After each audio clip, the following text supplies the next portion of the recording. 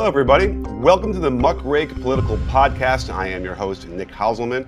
And at the current moment, Jared Yates Sexton is not with us today, but I am really pleased to bring onto the show Aaron Rupar, who is an independent journalist and the publisher of the Public Notice newsletter, which you can find at publicnotice.co.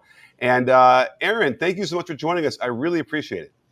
Yeah, it's great to connect. I knew you from your basketball account. I wasn't even aware that you do a political podcast, but looking forward to talking some politics and maybe a little bit of hoops here and there too. We'll see.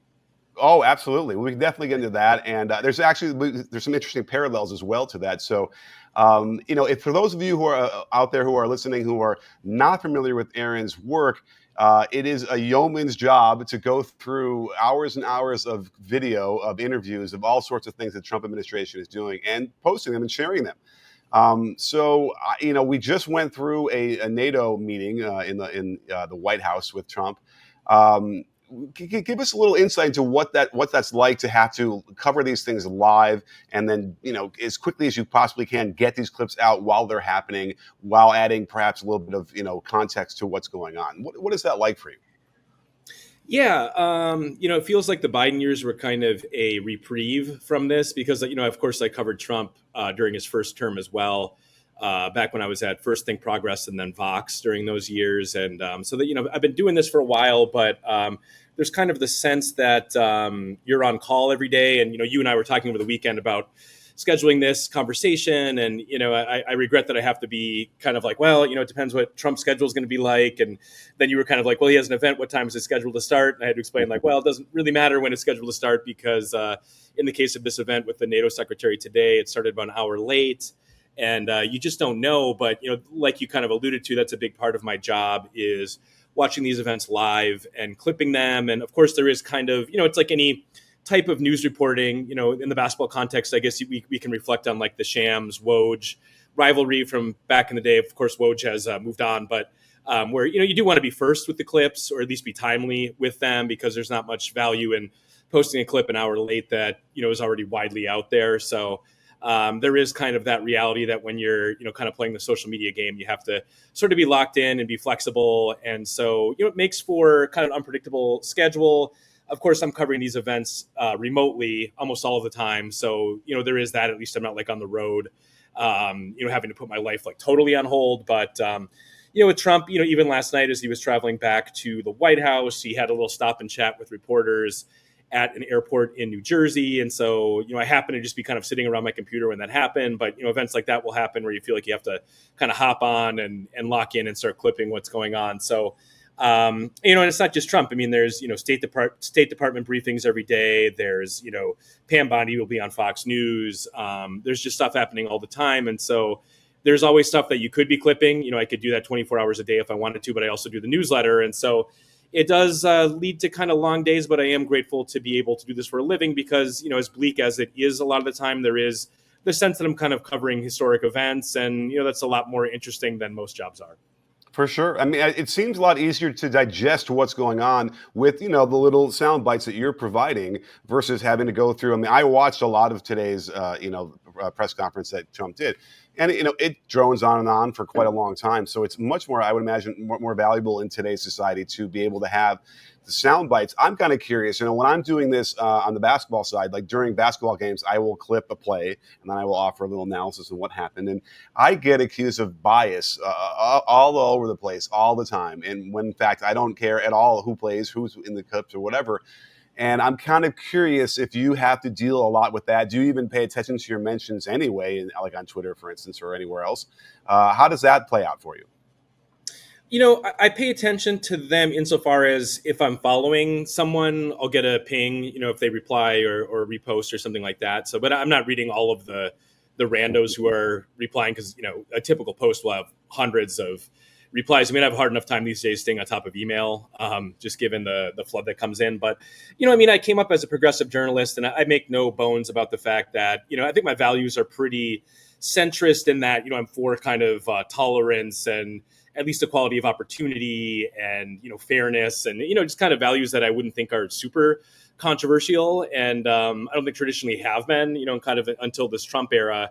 So yeah, I mean, it's not really. I mean, I guess it'd be kind of analogous to, if you're covering basketball and you're kind of like openly rooting for a team. Although I don't really root for Democrats in that way. I certainly root against Trump because I think we can kind of see what he has done to the country and continues to do to the country. And I don't think by and large they are good things. So I don't really make any bones about that. And but I try to be fair to the extent of, like, an example was maybe you saw the JD Vance clip from yesterday of him kind of like running awkwardly. I think he was out with his kids at like Disneyland or something, and it went super viral. I saw a couple of clips at like millions of views, but I have two small kids. I can kind of relate. Like, if you're at a theme park, I wasn't exactly clear from the clip what was happening, but it kind of looked like he was like chasing after one of his kids or something like that. That wouldn't be something that I would necessarily drag him for. It's because when you take a shot or when you criticize, you want it to be kind of fair in that respect. And so, with Trump, it's a very target-rich environment. He's lying constantly. Mhm. He's breaking his promises constantly. He's saying things that he has no intention on following through on all the time. So it's a target-rich environment. So I do try to be fair, just because when you do criticize, you want people to take it seriously, or at least find that you have enough credibility to make that sort of criticism. And if you're just kind of kind of going willy-nilly or hog wild with stuff like that, I think it kind of denigrates your credibility in that way. But yeah, I mean, I guess the analogies to basketball don't totally work because no one is really covering it as necessarily rooting for teams in that way. You'd be more of like a fan journalist or like something outside of journalism. But I think any political journalist that's kind of worth their salt, the objectivity thing is a myth. You're always bringing your values to the table, and so I think I'm just a little more kind of transparent about that than some reporters are. Sure. And, having followed you for a long time, I do feel like, and maybe correct me if I'm wrong, it seems like maybe you've weighed in a little bit more with editorialism or sort of an opinion on some of your, the tweets, where maybe in the beginning it was a little bit less of that, or maybe just like the clip itself without maybe any text alongside it. I think if anything, I've kind of stuck more to just trying to quote people these days. Certainly I offer a lot of commentary, but sometimes I look back on some of the clips that'll be recirculated into my timeline that I posted like in 2017 or 2018. I think I was kind of leaning into it a little bit more back then in terms of like really being critical of Trump in a sort of in a way that transcends just like quoting him or describing what he's up to. Because back at that time I was at Think Progress, which wasn't exactly like a radical publication, but was part of the Center for American Progress and was certainly center left. Mm-hmm. And then, I think once I got to Vox, Vox had much more of a focus on like, let's, kind of stick to the facts here. Like, it's okay to be critical of Trump, but we don't want to be like polemical.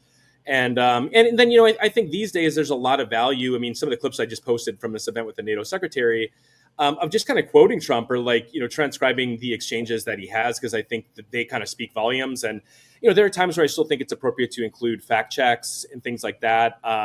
Some of the lies that Trump tells, he repeats them so much that it almost becomes kind of tiresome to include the same fact checks over and over. Not that that's a good reason not to do them, but I think a lot of times with Trump, because some of the stuff he says and does is so outrageous, it's enough just to kind of transcribe what he's saying and put that out there for people. So, you make that editorial judgment, with every clip that you post in some form or fashion. But to try and insulate myself a little bit from, some of the criticisms of being just like a, partisan shill, I do try to, when possible, just kind of stick to what Trump is saying. For sure. Well, now that we've kind of gotten the baseline of how this works for you, we got to talk a little bit about the Epstein Files. It's impressive that haven't gone away in the era of, attention span being so short. This actually kind of feels to me like something that might give Trump a little bit of a hit to his power and to his control over what's going on. What do you make of the whole thing, having the base of the Republican Party or the MAGAs now so completely up in arms? Is that surprising to you that's how they're feeling and willing to maybe even criticize Trump a little bit off of this because all of a sudden there are no Epstein files? It is a little bit surprising to me because if you go back to Trump's first term, I think it was 2019 when Epstein was convicted, and there was a scandal involving Trump's then Secretary of Labor, Alex Acosta, who was a Florida prosecutor back when Epstein was initially arrested for sex trafficking back, I think it was like 2007, somewhere in there.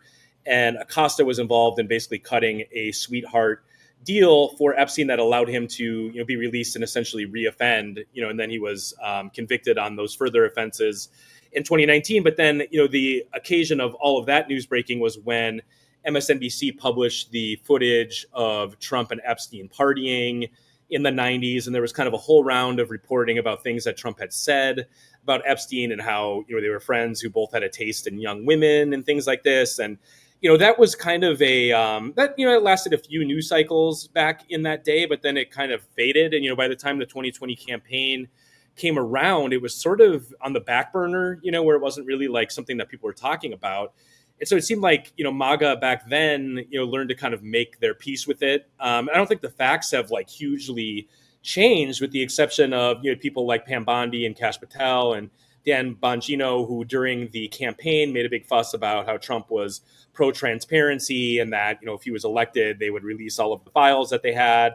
And then, of course, you had Pam Bondi, who I'm sure regrets that interview she did on Fox News, I think it was in February, where she said something to the effect of, I have the Epstein files on my desk and I'll be releasing the client list, anytime now. And now, of course, she's saying that there is no client list and that she misspoke or is being misinterpreted. So, kind of has the whiff, I think, especially because of the Bondi comments of being a cover up. And of course, if there is a cover up, the only person that it would make sense for them to be trying to protect is Trump. It's not like they're protecting Bill Clinton or these other high profile political people or, business people who have been implicated with Epstein over the years. But yeah, I mean, it kind of caught me off guard in that, this whole thing with Epstein this time around, as you alluded to, really kind of percolated from Trump's right, where now he's posting the message he posted over the weekend, kind of urging people to move on from it. I think referred to like his guys and gals or something at the top of the post, which people thought was kind of amusing. But, if you read the replies to that in True Social, even his like hardcore fans are not happy with the lack of transparency and kind of the sense that there's a cover up here. So I'm still pretty skeptical that there's like any big bombshells around the corner here. I've always been kind of skeptical of the idea that there was some huge cover up or that, Epstein was murdered in prison and some of these allegations that have been out there. But then, there's even the bit with like the footage from the jail where, there's a minute of tape that's unaccounted for. And there's kind of an open question as to whether that was like a technical glitch or something in the video system that they use in that prison, or was there really, tape being deleted? I mean, it seems pretty clear based on a Wired report that the footage was at least tampered with, because they went and looked at the metadata, that had been imported into basically a video editing software before it was released. So, I mean, there's enough kind of circumstantial stuff here where it seems like there's some sort of cover up happening. But, again, I'm pretty skeptical that we're going to ever actually know whether that's true or what the cover up is. But, it is notable, I think, that, Dan Bongino, who's a hardcore Trump supporter, was apparently willing to leave his post over this, although Trump made some comments yesterday indicating that they've kind of smoothed that over. So, there might be more shoes to drop this week as we sit here and talk on Monday. But I guess my kind of overall stance on this hasn't changed. That I'm pretty skeptical that there's some big scandal here that we're going to get to the bottom of. But I am surprised that this seemed to be, one of the very few scandals that kind of broke through, beyond, kind of centrists or, center left people to the Trump base, where they're taking it seriously. And not only are they taking it seriously, but they seem to be willing to criticize Trump and have some suspicion of him over this whole thing. Yeah, it's absolutely fascinating. I mean, here's the thing, though. Epstein is guilty. They found him in a court of law as guilty as being a pedophile and being someone who was trafficking. Ghislaine Maxwell is guilty, is in prison right now. What's strange about all of this is that for them to be guilty, there has to be other people who were guilty because they were the ones committing the acts of the girls that they were trafficking. So it just boggles the mind. Now, because in theory, with control over the DOJ, they could just scratch out Trump's name, right, and release everything else. And I just wonder if this is just more part of the just gross incompetence and stupidity of this administration. They can't even figure out how to make that work. If they're willing to be as corrupt as it appears that they are in a myriad of ways, it doesn't make a lot of sense to me that they wouldn't have just released something that was like either heavily redacted or just because as an expert at Adobe Premiere using that software, it is obvious that they doctored that footage. And there's not that many other explanations for that other than that you saw somebody go in there, right? And or you saw something that they had to get rid of that would have implicated that it was not a suicide. And, Epstein was up for a parole. He was potentially up for a pardon. Ghislaine Maxwell is up for a pardon. That just came out the other day.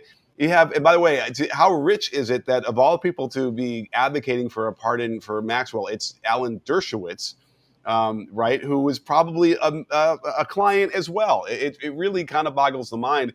And so, like, if you wanted my take on, I'm kind of curious your take. I mean, this is clear, a clear cover up, right? Is there any other way to explain it other than that? Yeah, when you kind of lay it out like that, I think you probably are right. I think the video tampering is the one that really stuck with me more than anything Pam Bondi said as being evidence that something is kind of amiss here. The Bondi thing I sort of dismiss because these people go on right wing TV all the time and say all sorts of crazy stuff, and oftentimes it's totally disconnected from reality. So you kind of take that with a grain of salt. But yeah, I mean, I don't understand what the explanation would be for kind of fussing with the video, or why you wouldn't just release the raw footage. Now, it does kind of raise a question of, wouldn't someone at that prison have the undoctored footage? Like, whenever there's an allegation of big cover up like this, I tend to think about, well, who might leak about this, or who would have kind of the the real scoop here. And we haven't really seen anything like that yet, at least. And I haven't, independently reported in terms of like the chain of custody there who might have that footage. But Wired is a very legit outlet, and so when they report that the footage was tampered with, I believe that the footage was tampered with, and that there is a fact pattern here that's obviously pretty difficult for Trump to explain away. And that Epstein died in 2019 when Trump was president, and I think there's a temptation, of course, with Trump's post over the weekend, where now he's trying to kind of allege that Obama and Hillary somehow were responsible for the Epstein Files, and why didn't Biden release it during his presidency if there are big bombshells there? That's kind of the default posture, I think, for Trump when there's a scandal that implicates him or that looks bad for him, is to try and blame it on someone else. But I think even the most red-pilled MAGAs, are aware of the fact pattern and the fact that Trump was president when Epstein died, and so that's a pretty difficult thing to explain. But if it's true, based on what Trump said over the weekend, that Bongino has kind of agreed to stand down and is going to stay in his post for now, I guess we'll see if this kind of dies away, like a lot of Trump scandals have, where they they're very attention grabbing for a week or two and then they kind of fade into the background, or if this one really does have staying power. And I don't have a great sense for that, but I think it'd be helpful if we got some sort of new information, or something beyond kind of just all the smoke that's out there, that's more of a fire, for people to really, for it to kind of drive the news cycle further. And I just don't have a sense of whether that's going to happen or not. Fair enough. I mean, like being an amateur expert at the JFK assassination, I mean, we just got, 80 or whatever years later, 63, whatever it is. Just recently, the Secret Service guy says, "Oh, I put the magic bullet on the stretcher." Like, whoops, we just found that out. And I'll be willing to say that, having studied this as long as I have, that actually does, make a lot of sense, regardless if he's trying to sell a book or not. But so it's like, you never know. We could find out some of this stuff like years and years later. The weird thing, though, is we still have Ghislaine Maxwell is still alive. Like, she is still there. Yeah. She's the one who can say, well, here is the list. These binders that Pam Bondi made and handed out to these right-wing influencers who were waving them around in front of the White House, of all places. I mean, it really it boggles the mind. And there's actually this interesting parallel where Naftali Bennett, who was a former prime minister of Israel, comes out just the other day, or yesterday, whatever it was, and says that Epstein had never been a Mossad agent or worked with Mossad to get all this dirt. Because, again, that's another interesting side note to this. And I actually posited this last night before I even saw that tweet, where it could very well be that Epstein was just a guy that was manipulative and wanted money, right, and wanted power, and figured this is a great way to be able to get people to invest in the things he wants by having, throwing parties that with, underage girls, and then filming it, and then having blackmail. I mean, I have to imagine, I don't know what you think, that is as plausible as anything else. I mean, to the point where I'd say that's probably more plausible than working with Mossad.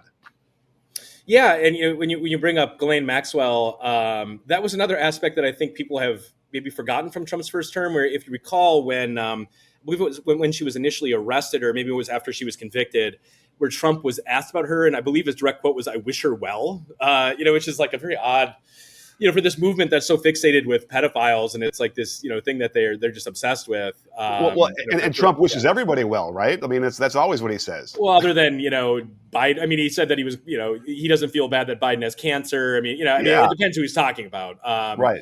and that's why, even at the time, it was kind of this like off-key thing where it would have been easy enough to say something like, well, pedophiles are terrible and she deserves justice or something like that. But, he kind of went the other way with it.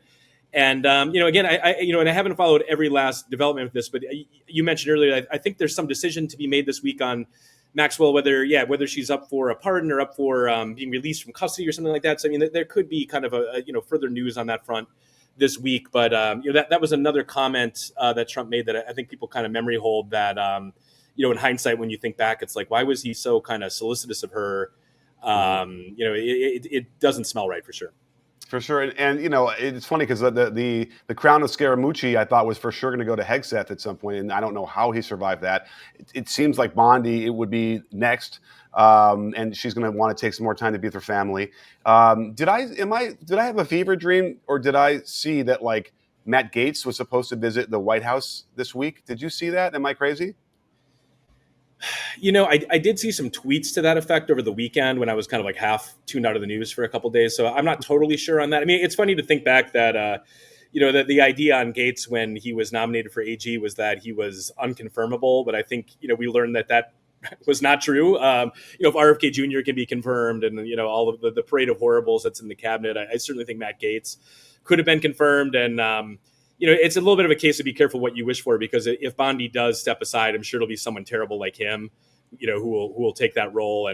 But I think that's one of the differences between Trump 2.0 and 1.0 is that, my sense is that Trump is going to be really, really reluctant to fire any of his key people this time around. I think he really wants to project, an aura of these are the right people for the job, and I'm going to be loyal to them. So we did kind of force out Mike Waltz, but that was a little bit over policy. It seemed like where Waltz was too pro-Ukraine, and now of course Trump is trying to have it both ways there too. Where his comments today about I'm really going to get tough on Putin in 50 days, just wait. But anyway, so with Bondi, the reporting that she was on her way out, or that it was either going to be Bongino or her, I was pretty skeptical of that. I think Bongino mostly misses the attention that comes with being, kind of a prominent podcaster, more so than he has principal disagreements with Pam Bondi's handling of Epstein. But I don't get the sense that, whether it's Hegseth or Bondi, that any of these people are going to be fired anytime soon. Especially, but I guess, there is a lot of pressure, I guess, now from Trump's right flank with people like Laura Loomer, who, is really, not a Bondi fan at all. So that is a different sort of dynamic where it's not the lefties or the people that Trump is, in the habit of just kind of dismissing, who are pressuring, Bondi to go, as was the case with like Pete Hegseth, where you had the more center and center right people who are pro-Ukraine who wanted him to go. Now it's really coming from the other flank, from his right flank. And I guess we'll see how responsive he is to that sort of pressure. Oh, and bringing that up, it was fascinating to see that I'm kind of curious why the tariffs have to go into effect in 50 days. It's like these made up numbers and it's an extra time to give Putin to kind of finish it off. But I do feel like, I'm wondering what you feel like. It seems to me that Trump had this image of what his relationship was like with Putin from his first administration. And whether or not you want to think that, Putin helped him or not, I would be willing to say that Putin did help him actively. I mean, the Senate agrees with me in a bipartisan way. And I do feel like there might be this notion that Putin has now decided, that he's not going to be as friendly to him. And I think that Trump is maybe finally realizing that he has been a dupe in all of this. What do you think about that? Because obviously he'll end the war in 2 weeks is what Trump had said. He thought he had this kind of control over Putin. And it obviously was never that way. And I feel like is Trump maybe now kind of realizing this? That's a really curious one to me because, the way that I still think about the Putin-Trump relationship is that Trump has yet to take any sort of action that would actually coerce Putin into ending the aggression in Ukraine. So I kind of discount, Trump's talk, and it seems like talk is pretty cheap in this instance. And, even his stuff about like demanding a ceasefire right away, to me, that still kind of read like Trump doing Putin's bidding, because of course, Russia is occupying, something like 20% of Ukraine right now. So, if you kind of freeze the lines where they are right now, it might not be Putin's maximal goal of taking over the whole country, but it's still, a major, he could frame that as a major success that, look, we, our borders are secure now. We're occupying, 20% of what used to be Ukraine. Now that's part of Russia. So, and I think the stuff that Trump said today about like, I'm really going to impose these these 100% tariffs on Russia in 50 days. Well, first of all, we barely trade with Russia. So, I mean, tariffs on Putin isn't really going to be a game changer in terms of bringing him to the table. And secondly, we've seen how Trump moves the goalposts on tariffs over and over again, to the point where, the markets have basically tuned him out. The fact that, the Dow is up kind of flirting with record highs last week. Like, if we were really taking seriously Trump's threats of 35% tariffs on Canada as of August 1st, 30% on Mexico, and so on and so on, Japan, South Korea, like, if the markets really believe that, they would not be near all-time highs. So I think they are kind of, sort of assuming that Trump is going to taco out, so to speak, and move the deadline yet again. I mean, I put deadlines kind of in air quote because obviously it's not a deadline when it keeps moving. And so that's kind of how I read this stuff with Putin today, that, it's just kind of Trump buying more time. But it is, the reason that I'm a little bit of two minds about that is because I think, again, like, had Putin just agreed to a ceasefire that would have froze the lines, I think that would have been, by any objective standard, a major win for him. And I'm sure I don't think Trump has any great affinity for Ukraine. I mean, think back, he was impeached in his first term for basically trying to extort the country for opposition research on Biden that would have helped him during the campaign. So I don't think it's that. I think that, Trump, probably to save face politically, doesn't want Putin to kind of go for the maximal goal of his, which is basically taking over most of Ukraine.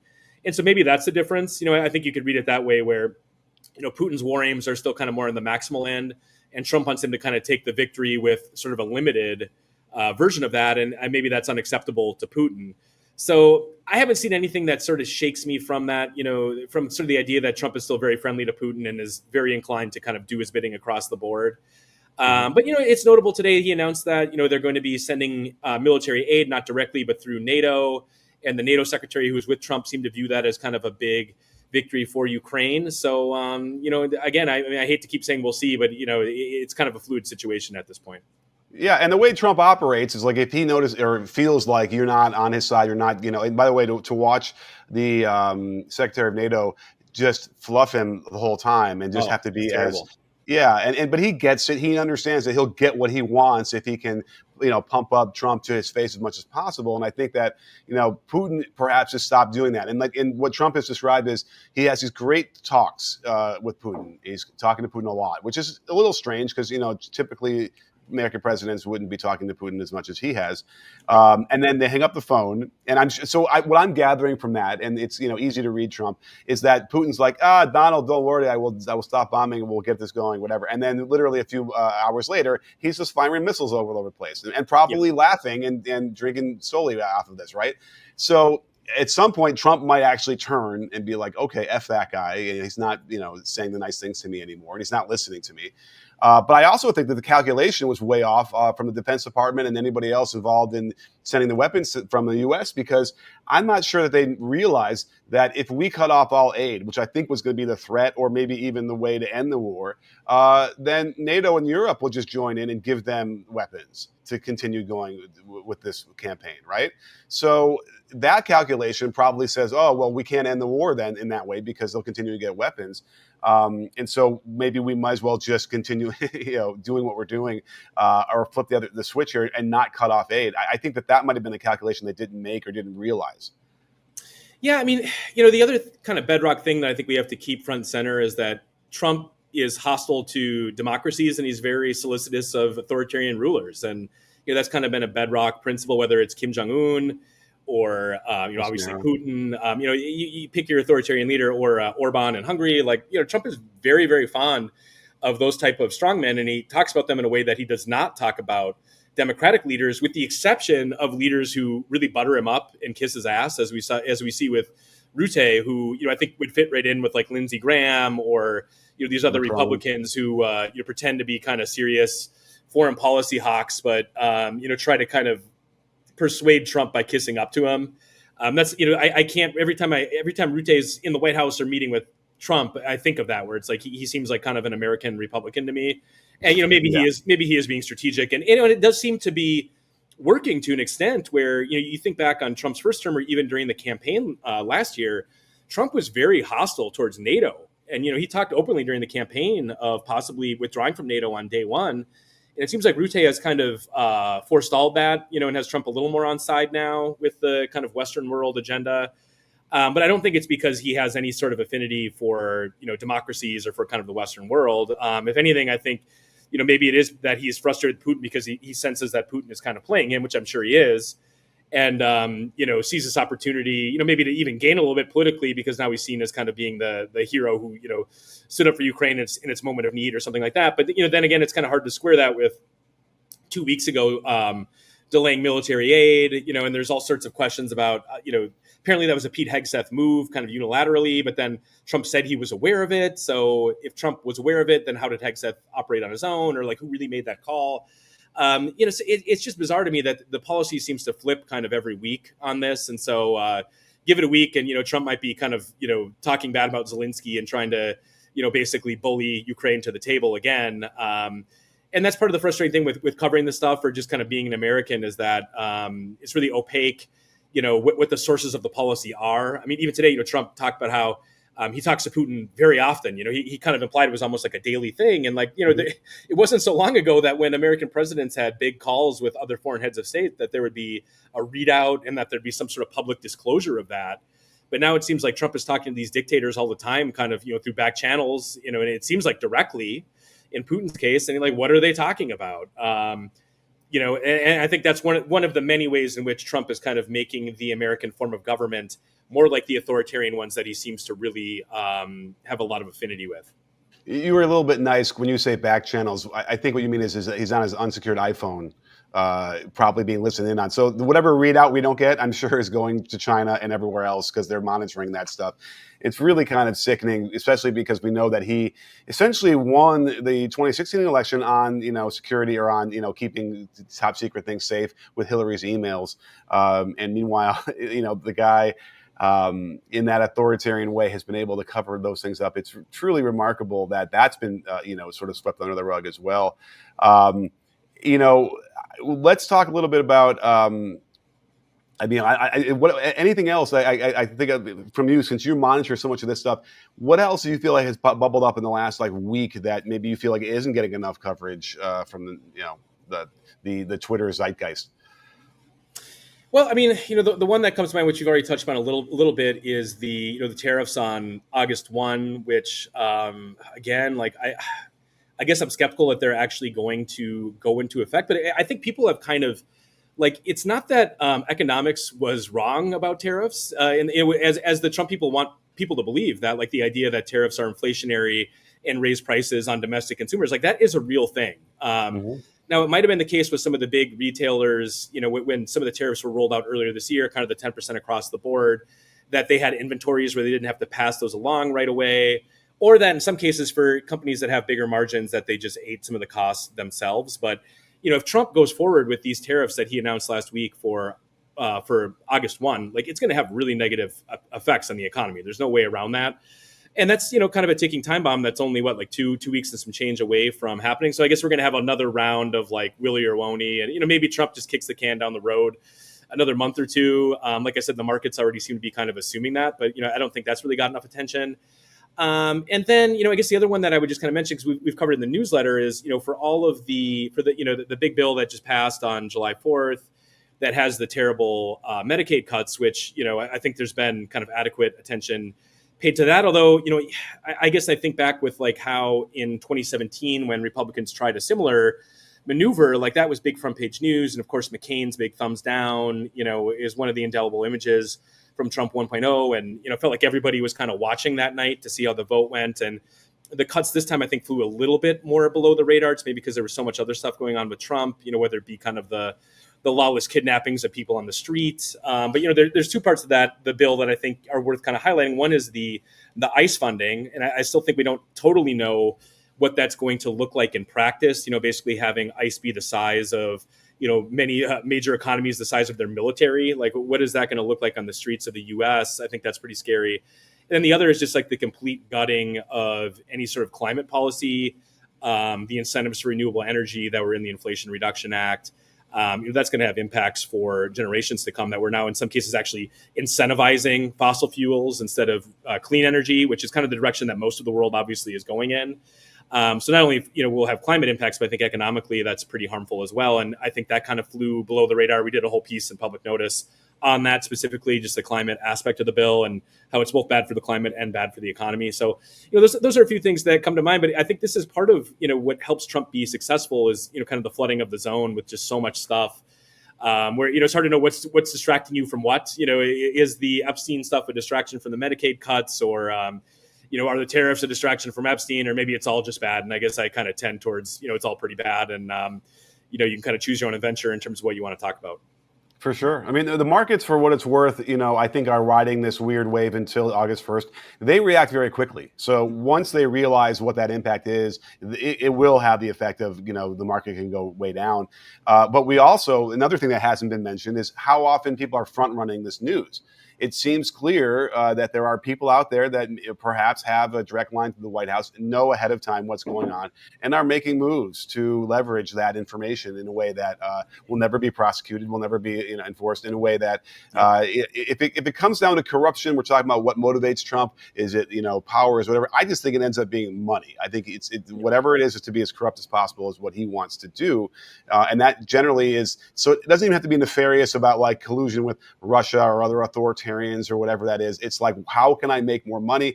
Is that a regulatory agency in my way? Great. We'll bring Musk and he'll dismantle that in the midst of all the investigations on him, where he just basically targeted all the agencies that were going to investigate his company. So if that didn't shake MAGA's faith in Trump, just getting back to the original thesis here, that what's striking to me is that the Epstein stuff seems to. I mean, do you believe that there's going to be a shaking of the tree here, and they will lose votes over this?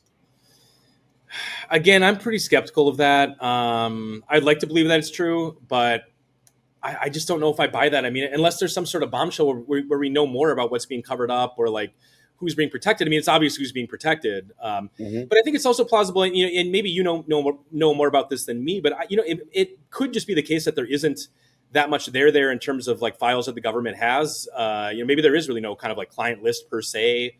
And maybe what they released to the right-wing influencers back in February, when they all had the binders that they were kind of waving around at the White House, maybe that really was all of the there that is there, so to speak. And I think that's as plausible as anything here. So I don't know. I mean, I tend to think politically, I guess maybe I'm old fashioned, but I tend to think that, kind of the prospect of people losing their health care and, tax breaks for the rich and, people being kidnapped off the streets, to me are going to be a little more motivating for people. But at the same time, as I say that, you think about kind of Trump's coalition, and if there is just a little bit of fracturing, Elon has talked a big game about starting a third party, like, you peel off even 5% of Trump supporters, that can really make a big difference electorally. Now, I think that to the extent we have free and fair elections next year, which I'm still a little bit concerned about that, but I think it's going to be a really tough environment for Republicans anyway next year, even outside of like, Elon, getting serious with the third party that peels off some votes for Republicans. But that's still, man, that's what we're sitting here in July. That's what, like 15 months down the line. So I'm still, people I think really want to, whether it's next year's midterms or 2028, people want to kind of live in the world of normal politics where it's like, how is this going to impact the midterms? Who are the contenders for 2028? And I think we can kind of take stock of all the harm that Trump has done in 6 months, basically. And when you kind of, 100% of that, two more, basically, well, no, 150% of that, if it gets 150% worse, the country's going to be in pretty rough shape by the time we get to November 2026. And so, it's kind of a bleak mentality, but, this is unfortunately what people voted for, and so we just have to kind of live with the damage. I wish people, again, this was stuff that was out there in Trump's first term, all the Epstein stuff. And, during the campaign, it wasn't really an issue. And there was this tendency that I think a lot of the elite media had, and a lot of people on the left had to, kind of view Trump as the Pepsi to Biden's Coke, and they were wrong in thinking that. And now we're kind of, elections have consequences, and now we're in the consequence phase. Well, I have been saying this for a little while now that, when you take into consideration this big, beautiful bill that cuts Medicaid to so many people, and the tariffs are going to really cause a lot of pain, and people are feeling it even now, going, the eggs price and whatnot. The only thing that makes me worried is that these Republicans who are rubber stamping everything are just behaving in a way that indicates to me that they are not concerned about free and fair elections going forward. And that's a real concern, because it used to be, that they would have to deal with that and have to, come to terms and acknowledge these things in some degree.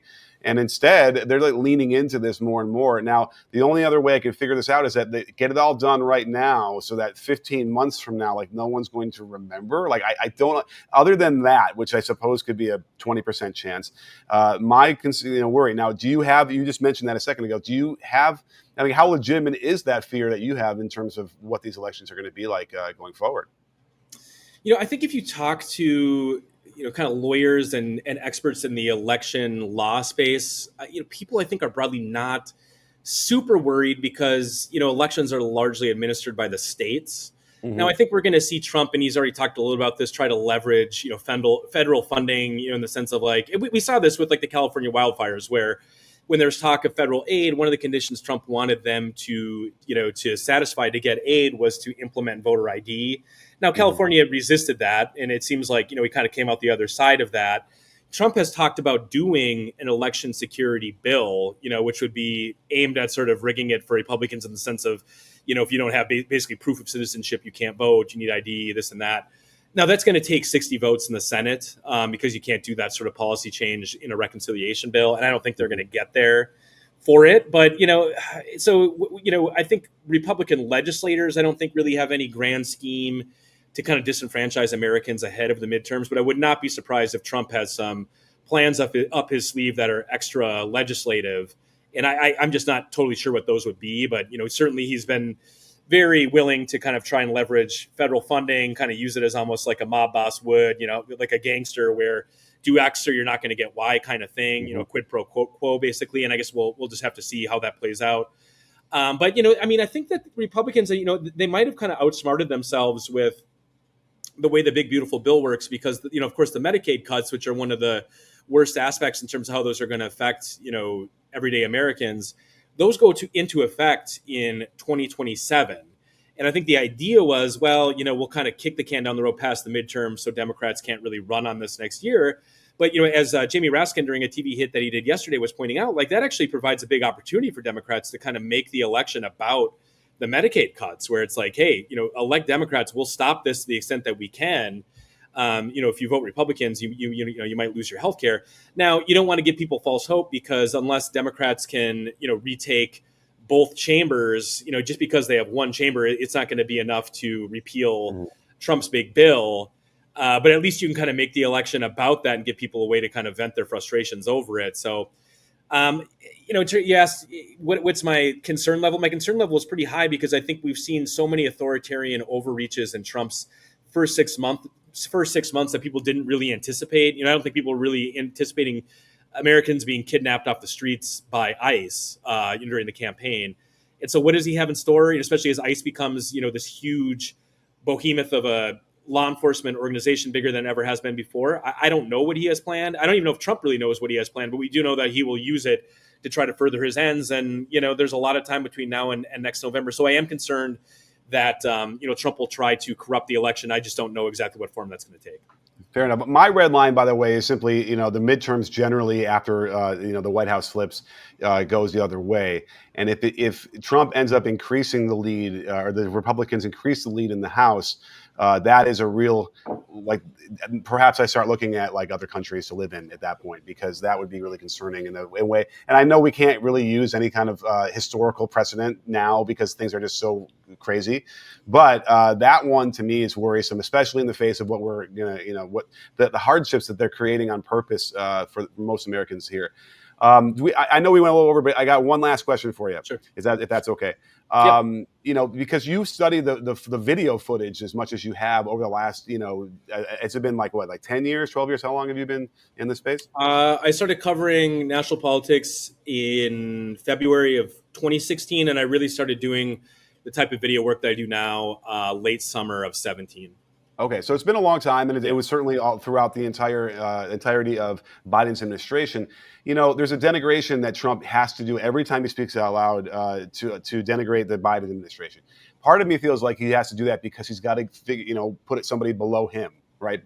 His administration is so bad. I remember hearing people thinking that the Obama presidency was the worst presidency we ever had. And my only explanation for anyone saying that, and despite of all the accomplishments he had, was they just needed to figure out some way to get somebody below Trump. So, but my question then is there is a bit of a an interesting veracity, perhaps, to what he's saying about the auto pen and about his mental faculties. And I don't necessarily even want to like relitigate all this stuff because I know Biden is now a private citizen, free to convalesce the way he wants to the rest of his life. But what did you feel about that as far as like, is there some sort of truth to the fact that like he really wasn't aware of what was going on, with especially with like Jake Tapper's book and that kind of stuff? What's your reaction to those kind of things? And then just what your reaction would have been studying the actual video footage of him talking and moving and all that kind of stuff. Well, let me first of all say that that there's no excusing the debate performance that Biden had, and I still I look back at that with such kind of like shock and dismay because. I knew a lot of people around and in the Biden administration, and you can go back and it's obviously different when you're kind of reading from a teleprompter, but you think back on his State of the Union from a few months prior to that in 2024. I just didn't see that coming. But then you think back on other interviews that he did, and certainly they weren't like amazing, but still, I never got the sense that he was like so out of it that he wasn't making decisions in the White House or just kind of having his aides sort of run things. So, the whole auto pen thing, I think to me, first of all, it's kind of classic Trump conspiracy mongering. It's kind of like catnip for Fox News. And, it gives him, part of any sort of authoritarian movement like Trump's, you need to have enemies at all times, right? Like, because it's a very negative type of political movement. It's not really trying to help people. It's trying to kind of stifle your real and perceived enemies. And so I view it kind of as an extension of that, where it's a way to denigrate Biden. And then also, I think there was at least a moment a few months ago where it seemed like they were really using that as almost like a pretext to try to repeal legislation that Biden signed or pardons that he signed, where the idea being that, well, if he really didn't sign these himself, then they're kind of like null and void. So I think there was kind of more of an agenda there than like a legitimate concern that Biden wasn't with it. But, I think back even to the final interview that Biden did with Lawrence O'Donnell just before Trump's inauguration, where he was clearly cogent and with it. He clearly had more and more difficulty kind of communicating for a guy who was never particularly a gifted communicator to begin with. And, I tend to look at what happened at that debate. And, first of all, I do agree with the idea that, obviously Biden should not have tried to run for another term. I mean, there's no disputing that was, kind of a world historical disaster. But I guess the question is, it certainly seemed like there was a lot of decline that happened 2023 into 2024. Now, the debate, his aides did him no favors with his schedule leading up to that. If you recall, he was in Italy like the night before, and then he went to California for the fundraiser where he reportedly, if you want to believe Jake Tapper, couldn't recognize George Clooney, which was kind of the whole premise for the Jake Tapper book. And then the debate, I think, was like 3 or 4 days later. He probably should have been taking a little bit easier to really kind of save up his energy for a debate that really, I think kind of set the entire country back in a lot of ways. Like if he even would have had kind of like a C- performance there, I wonder how last year kind of plays out differently.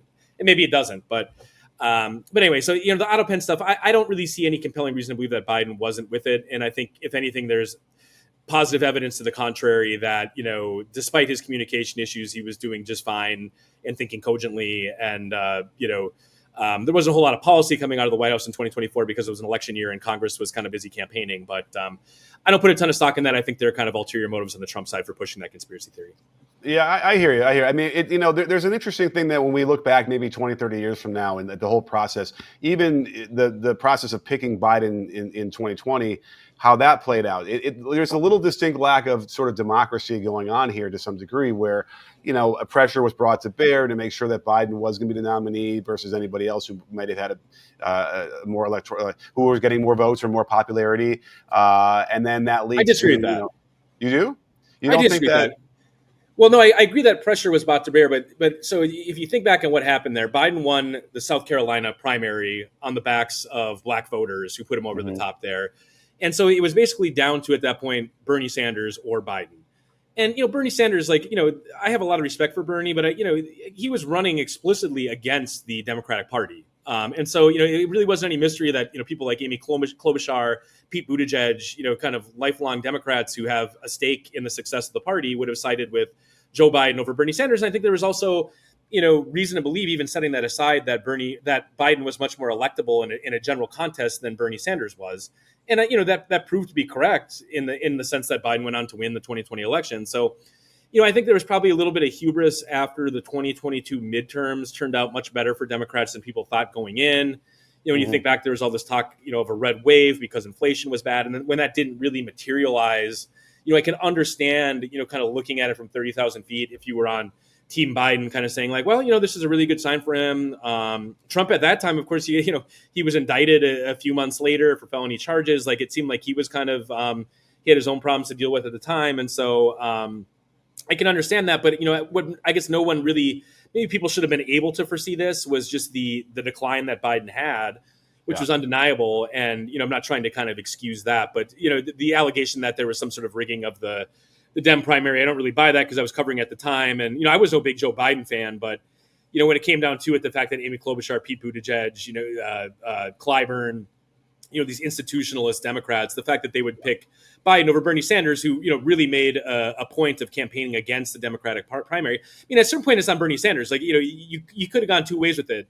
He could have tried to bring those people into his tent, or he could have alienated them, and he alienated them. And so, I think Bernie gets a little bit of kind of there's a little bit of a Trump aspect of the Bernie appeal, where it's like, he can't fail, he can only be failed. Like, I remember some of the stuff that Bernie Sanders was saying and posting, and it was very alienating. And again, as someone who wasn't a Biden fan, when people kind of make claims like that, it's like, I don't think that really, that's how primaries work. I mean, you build coalitions, people drop out, they endorse other candidates. I'm sure Pete Buttigieg, foresaw that if Biden went on to win, he'd probably get a cabinet role, which he did.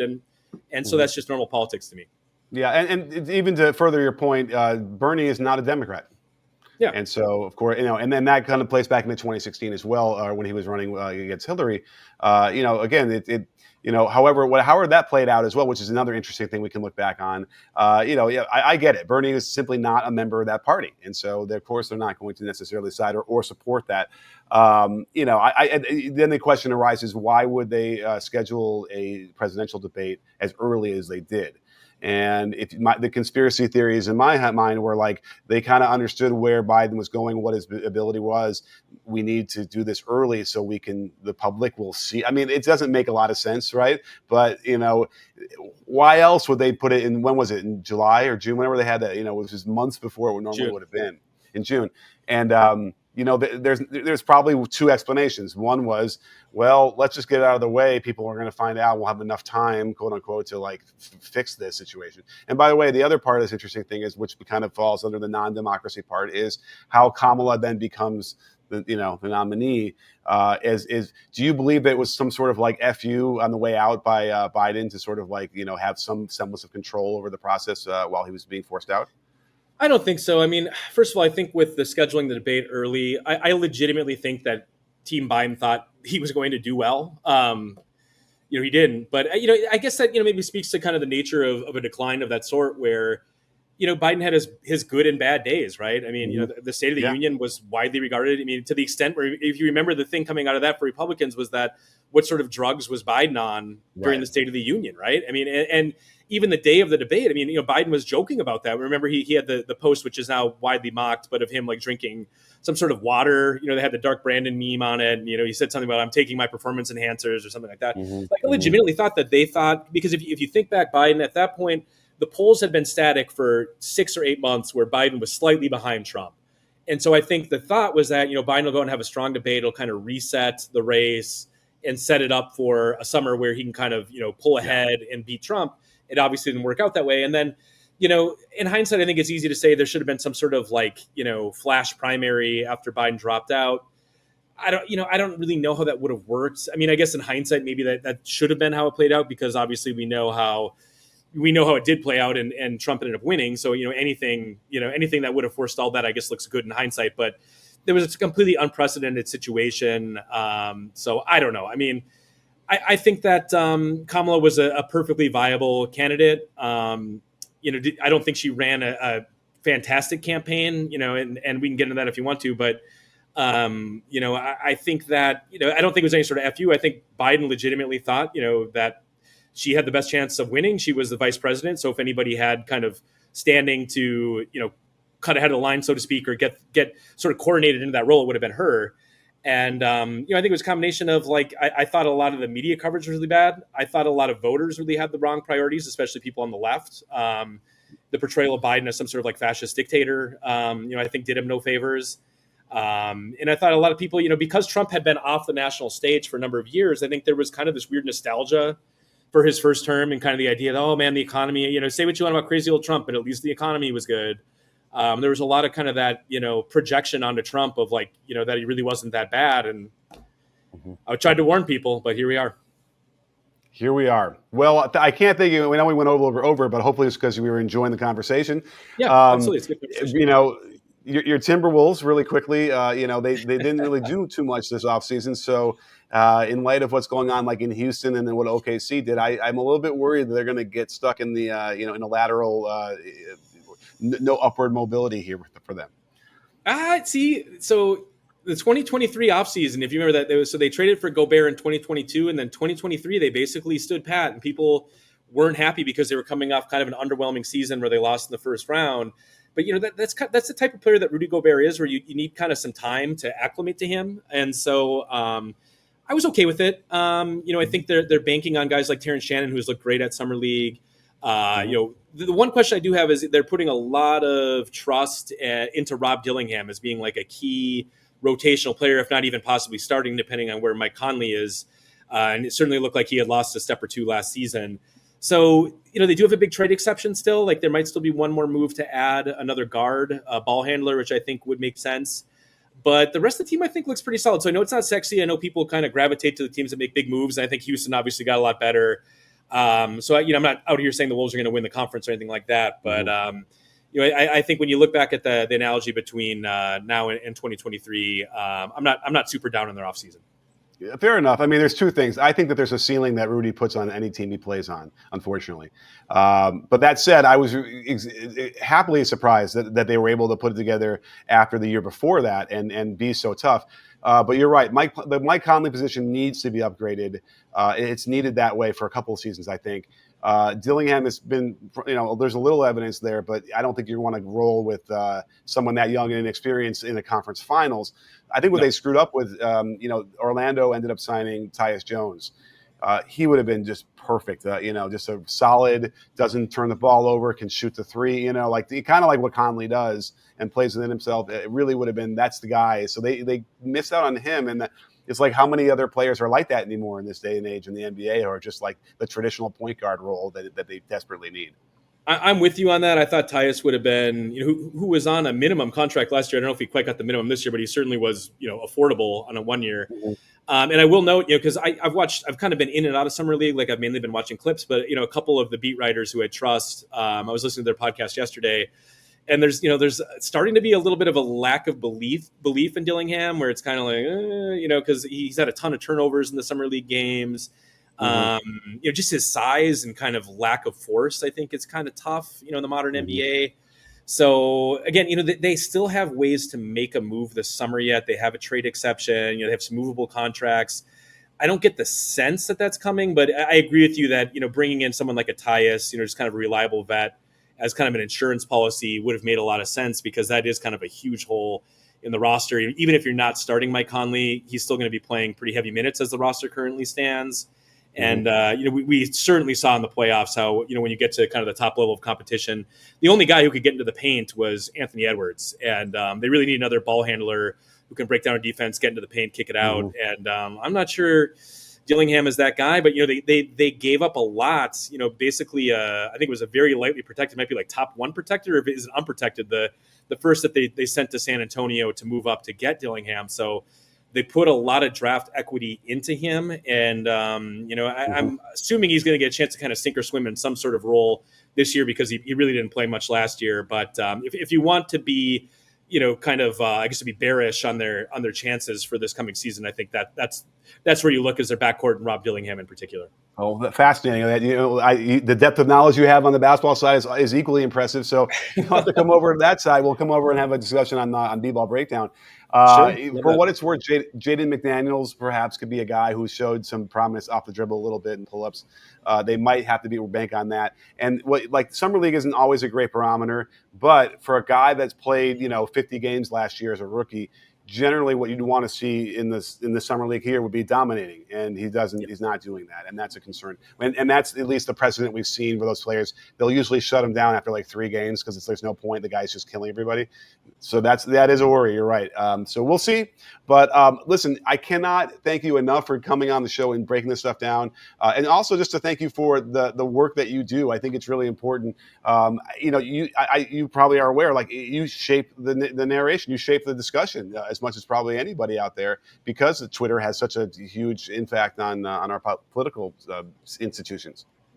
Yeah, thank you. It's a pleasure joining you. I mean, yeah, I was kind of the first, not the first, but one of the first kind of in the space doing clips like this. And so I think, I was just kind of, I really stumbled into it, but I was a little bit ahead of the curve, and that has led to me being able to kind of have like a very large platform, which is kind of surreal, given my kind of humble the situation, this little condo that I'm in here in Minnesota right now. But I used to live in DC, obviously, during Trump 1.0, and that's kind of a whole long story how I ended up back here.